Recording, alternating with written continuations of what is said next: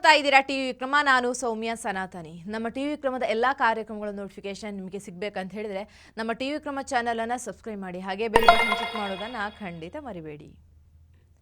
Kaun Banega Delhi CM? ಕೇಜ್ರಿವಾಲ್ನ ಸೈನ್ಯವನ್ನ ಧ್ವಂಸ ಮಾಡಿದ ನಂತರ ಇಡೀ ದೇಶದಲ್ಲಿ ಕಾಡ್ತಿರೋ ದೊಡ್ಡ ಪ್ರಶ್ನೆ ಅಂದ್ರೆ ಇದು. 27 ವರ್ಷಗಳ ನಂತರ ದೆಹಲಿ ವಿಧಾನಸಭಾ ಚುನಾವಣೆಯಲ್ಲಿ ಬಿಜೆಪಿ ದೆಹಲಿಯ ಗದ್ದುಗೆ ಏರಿದೆ. ಇಡೀ ದೇಶವನ್ನು ಗೆದ್ದ ಮೋದಿಗೆ ಇದೊಂದು ಕೊರತೆ ಇತ್ತು, ರಾಷ್ಟ್ರ ರಾಜಧಾನಿಯನ್ನ ಗೆಲ್ಲೋಕೆ ಆಗ್ತಿಲ್ವಲ್ಲ ಅನ್ನೋದು. ಫೈನಲಿ ಪ್ರತಿಷ್ಠೆಯ ಕಣವಾಗಿದ್ದಂಥ ದೆಹಲಿಯಲ್ಲಿ ಬಿಜೆಪಿ ಅದ್ಭುತವಾದ ಗೆಲುವು ದಾಖಲಿಸಿದೆ. ಅಹಂಕಾರಿ ಕೇಜ್ರಿವಾಲ್ನ ಸೊಕ್ಕು ಇಳಿಸಲಾಗಿದೆ. ಕೇಜ್ರಿವಾಲ್ ಅನ್ನೋ ಕಲಿಯುಗದ ರಾವಣನ ಅಂತ್ಯ ಎಷ್ಟು ಅದ್ಭುತವಾಗಿ ಆಯ್ತು ನೋಡಿ. ಮೊದಲು ಜೈಲಿಗೆ ಹೋಗ್ತಾರೆ, ನಂತರ ಸಿಎಂ ಮನೆಗೆ ಹೋಗೋದಕ್ಕೆ ನಿಷೇಧ ಹೇರಲಾಗತ್ತೆ. ಅದಾದ್ಮೇಲೆ ಸಿಎಂ ಸ್ಥಾನಕ್ಕೆ ರಾಜೀನಾಮೆ ಕೊಡಬೇಕಾಗತ್ತೆ. ಆಮೇಲೆ ಭವ್ಯವಾದ ಅರಮನೆ ಶೀಶ್ ಮಹಲನ್ನ ಖಾಲಿ ಮಾಡ್ಕೊಂಡು ಹೋಗ್ಬೇಕಾಗತ್ತೆ. ಈಗ ದೆಹಲಿಯನ್ನು ಕಳ್ಕೊಂಡು ತಾನು ಸ್ವತಃ ಸೋತು ಬರಿಗೈಯಲ್ಲಿ ನಿಂತಿದ್ದಾರೆ. ಒಂದೇ ವರ್ಷದಲ್ಲಿ ಅಹಂಕಾರದಿಂದ ಮೆರೆದಾಡ್ತಾ ಇದ್ದಂಥ ಕೇಜ್ರಿವಾಲ್ನ ಅವನತಿ ಹೇಗಾಯ್ತು ನೋಡಿ. ಇದೆಲ್ಲದರ ಬಳಿಕ ಬಿಜೆಪಿ ಮುಂದೆ ಈಗ ದೊಡ್ಡ ಸವಾಲಿದೆ. ದೆಹಲಿ ಸಿಎಂ ಯಾರು ಅನ್ನೋದು. ಅತಿಶಿ ತಮ್ಮ ಸಿಎಂ ಹುದ್ದೆಗೆ ರಾಜೀನಾಮೆ ನೀಡಿದ್ದಾರೆ. ಇತ್ತ ಸಿಎಂ ರೇಸಿನಲ್ಲಿ 7 ದೊಡ್ಡ ನಾಯಕರಿದ್ದಾರೆ. ಈಗ ಕೌನ್ ಬನೇಗಾ ದೆಹಲಿ ಸಿಎಂ ಅನ್ನೋದು ಎಲ್ಲರಲ್ಲೂ ಇರುವಂತಹ ಕುತೂಹಲ. ಈ 7 ದೊಡ್ಡ ನಾಯಕರ ಲಿಸ್ಟ್ನಲ್ಲಿ ಮೊದಲನೆಯವರು ಪರ್ವೇಶ್ ವರ್ಮಾ. ಇವರು ಕಳೆದ 9 ತಿಂಗಳಿಂದ ಆಕ್ಟಿವ್ ಇರಲಿಲ್ಲ. ಆದರೆ ಕಳೆದ 2 ತಿಂಗಳಿಂದ ಅರವಿಂದ್ ಕೇಜ್ರಿವಾಲ್ನನ್ನ ಬಿಟ್ಟು ಬಿಡದೆ ಕಾಡ್ತಾ ಇದ್ರು. ಮಾಜಿ ಮುಖ್ಯಮಂತ್ರಿ ಕೇಜ್ರಿವಾಲ್ನನ್ನೇ ಪರ್ವೇಶ್ ವರ್ಮಾ ಸೋಲಿಸಿ ಕಳಿಸ್ತಾರೆ. ಕೇಜ್ರಿವಾಲ್ನನ್ನೇ ಸೋಲಿಸಿದ ಪರ್ವೇಶ್ ವರ್ಮಾ ಸಿಎಂ ಸೀಟಿಗೆ ಅರ್ಹರು ಅಂತ ಹೇಳಲಾಗ್ತಾ ಇದೆ. ಪರ್ವೇಶ್ ಅವರು 2019ರಲ್ಲಿ 5.78 ಲಕ್ಷ ವೋಟ್ಗಳಿಂದ ಗೆದ್ದಿದ್ರು. ಅದು ದೆಹಲಿಯ ಇತಿಹಾಸದಲ್ಲಿ ಅತ್ಯಂತ ದೊಡ್ಡ ಗೆಲುವಾಗಿತ್ತು. ಪಶ್ಚಿಮ ದೆಹಲಿಯಲ್ಲಿ ಸತತ 2 ಬಾರಿ ಸಂಸದರಾಗಿದ್ರು. ಹಾಗೆ ಪೊಲಿಟಿಕಲ್ ಬ್ಯಾಕ್ಗ್ರೌಂಡ್ ಕೂಡ ಬಲವಾಗಿದೆ. ನಂತರ ಈ ಲಿಸ್ಟ್ನಲ್ಲಿ ಮನೋಜ್ ತಿವಾರಿ ಹೆಸರು ಕೂಡ ಕೇಳಿ ಬರ್ತಾ ಇದೆ. ಸತತ 3ನೇ ಬಾರಿ ಲೋಕಸಭಾ ಚುನಾವಣೆಯಲ್ಲಿ ಗೆದ್ದು ಸಂಸದರಾಗಿದ್ದಾರೆ. ಆ ಸಮಯದಲ್ಲಿ ದೆಹಲಿಯ ಹೆಚ್ಚಿನ ನಾಯಕರ ಟಿಕೆಟ್ ಕಡಿತಗೊಳಿಸಲಾಗಿತ್ತು. ಆ ಸಮಯದಲ್ಲಿ ತಮ್ಮ ಟಿಕೆಟ್ ಉಳಿಸಿಕೊಳ್ಳುವಲ್ಲಿ ಇವರು ಯಶಸ್ವಿಯಾಗಿದ್ದಾರೆ.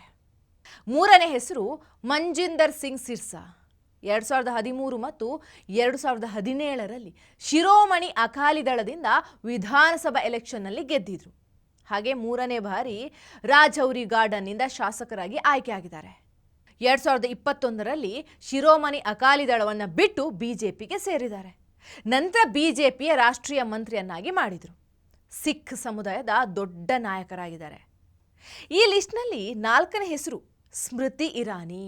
ತುಂಬ ಪವರ್ಫುಲ್ ನೇಮ್. ಇಡೀ ದೇಶಕ್ಕೆ ಪರಿಚಯ ಇರುವಂಥ ನಾಯಕಿ. 2010ರಿಂದ 2013ರವರೆಗೆ ಇವರು ಬಿಜೆಪಿ ಮಹಿಳಾ ಮೋರ್ಚಾದ ರಾಷ್ಟ್ರೀಯ ಅಧ್ಯಕ್ಷರಾಗಿದ್ದರು. 2014ರಲ್ಲಿ ಲೋಕಸಭಾ ಎಲೆಕ್ಷನ್ನಲ್ಲಿ ಸೋತರೂ ಸಹ 2019ರಲ್ಲಿ ಇವರು ರಾಹುಲ್ ಗಾಂಧಿಯನ್ನು ಸೋಲಿಸಿದ್ರು. ಪ್ರಬಲ ಮಹಿಳಾ ನಾಯಕಿ ಆಗಿರೋದ್ರಿಂದ ಸ್ಮೃತಿ ಇರಾನಿ ಅವರಿಗೆ ಚಾನ್ಸಸ್ ಜಾಸ್ತಿ ಇದೆ. ಬಿಜೆಪಿಯಲ್ಲಿ ಯಾವುದೇ ಮಹಿಳಾ ಮುಖ್ಯಮಂತ್ರಿ ಇಲ್ಲ. ಈ ಸಮಯದಲ್ಲಿ ಸ್ಮೃತಿ ಇರಾನಿ ಸಿಎಂ ಆಗುವ ಮೂಲಕ ಬಿಜೆಪಿ ಮಹಿಳೆಯರಿಗೆ ಒಂದು ಸಂದೇಶ ನೀಡಬಹುದು. ಇನ್ನು ಈ ಲಿಸ್ಟ್ನಲ್ಲಿರುವ 5ನೇ ಹೆಸರು ವಿಜೇಂದ್ರ ಗುಪ್ತಾ. ಇವರು ರೋಹಿಣಿ ವಿಧಾನಸಭಾ ಸ್ಥಾನದಿಂದ ಸತತ 3ನೇ ಬಾರಿ ಚುನಾವಣೆ ಗೆದ್ದಿದ್ದಾರೆ. ನರೇಂದ್ರ ಮೋದಿ ಅವರಿಗೆ ಹತ್ತಿರವಾದಂಥ ವ್ಯಕ್ತಿ. 2015ರಲ್ಲಿ ದೆಹಲಿಯಲ್ಲಿ ಬಿಜೆಪಿ ಕೇವಲ 3 ಶಾಸಕರಲ್ಲಿ ಇವರೂ ಒಬ್ಬರಾಗಿದ್ದರು. ಹಾಗೆ ದೆಹಲಿ ಬಿಜೆಪಿಯಲ್ಲಿ ಅಧ್ಯಕ್ಷರಾಗಿದ್ದರು. ಅಲ್ಲದೆ ಇವರು ಸಂಘ ಮತ್ತು ಸಂಘಟನೆ ಬಗ್ಗೆ ಹೆಚ್ಚು ಗಮನ ಹರಿಸಿದ್ದಾರೆ. ಇನ್ನು 6ನೇ ಹೆಸರು ಮೋಹನ್ ಸಿಂಗ್ ಬಿಶ್ತ್. ಸತತ 4ನೇ ಬಾರಿ ವಿಧಾನಸಭೆಯಲ್ಲಿ ಗೆದ್ದಿದ್ದಾರೆ. 2015ರ ಚುನಾವಣೆಯಲ್ಲಿ ಕಪಿಲ್ ಮಿಶ್ರಾ ಅವರಿಂದ ಸೋಲನ್ನು ಅನುಭವಿಸಬೇಕಾಯಿತು. 2020ರಲ್ಲಿ ಶಾಸಕರಾಗಿ ಆಯ್ಕೆ ಆಗಬೇಕಾಯಿತು. ಬಿಜೆಪಿ 2025ರಲ್ಲಿ ಬಿಜೆಪಿ ಅವರ ಸ್ಥಾನ ಬದಲಿಸಿ ಮುಸ್ಲಿಂ ಪ್ರಾಬಲ್ಯ ಮುಸ್ತಾಬಾದ್ನಿಂದ ಹೋರಾಡುವಂತೆ ಮಾಡಿತು. ಇಲ್ಲಿ ಗೆಲುವನ್ನು ಕೂಡ ಕಾಣ್ತಾರೆ. ಲಿಸ್ಟ್ನಲ್ಲಿರುವಂಥ 7ನೇ ಹೆಸರು ವೀರೇಂದ್ರ ಸಚ್ದೇವ್. ಇವರು 2007ರಿಂದ 2009ರಲ್ಲಿ ಚಾಂದನಿ ಚೌಕ್ನಲ್ಲಿ, 2014ರಿಂದ 2017ರವರೆಗೆ ಮಯೂರ್ ವಿಹಾರ್ನಲ್ಲಿ ಬಿಜೆಪಿ ಜಿಲ್ಲಾಧ್ಯಕ್ಷರಾಗಿದ್ದರು. ಹಾಗೆ BJP ರಾಜ್ಯ ಸಚಿವರಾಗಿದ್ದರು ಕೂಡ.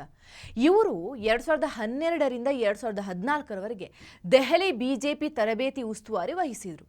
ಹಾಗೆ ಇದನ್ನು ಬಿಟ್ಟು 2023ರಲ್ಲಿ ದೆಹಲಿ BJPಯ ರಾಜ್ಯಾಧ್ಯಕ್ಷರಾಗಿ ಮಾಡಲಾಯಿತು. ಈ 7 ಮುಖ್ಯ ಹೆಸರುಗಳು ದೆಹಲಿ CM ರೇಸ್ನಲ್ಲಿ ಇದ್ದಾರೆ. ಈ ಮಂತ್ರಿಗಳಲ್ಲಿ ಯಾರಾದರೂ ಒಬ್ಬರು CM ಆಗ್ತಾರೆ ಅಥವಾ ಇವರನ್ನೆಲ್ಲ ಬಿಟ್ಟು ಅಚ್ಚರಿಯ ಹೆಸರು ಕೂಡ ಘೋಷಣೆ ಆದರೆ ಆಶ್ಚರ್ಯ ಪಡಬೇಕಾಗಿಲ್ಲ. ಟಿವಿ ವಿಕ್ರಮ, ದೇಶ ನಿಮ್ಮ ಕೈಯಲ್ಲಿ. ಈ ಕಾರ್ಯಕ್ರಮ ನಿಮಗೆ ಇಷ್ಟ ಆಗಿದ್ದಲ್ಲಿ ಲೈಕ್, ಶೇರ್ ಹಾಗೂ ಕಮೆಂಟ್ ಮಾಡಿ. ಟಿವಿ ವಿಕ್ರಮದ ಕಾರ್ಯಕ್ರಮಗಳನ್ನು ನಿರಂತರವಾಗಿ ವೀಕ್ಷಿಸಲು ಸಬ್ಸ್ಕ್ರೈಬ್ ಮಾಡಿ, ಬೆಲ್ ಐಕನ್ ಒತ್ತಿ.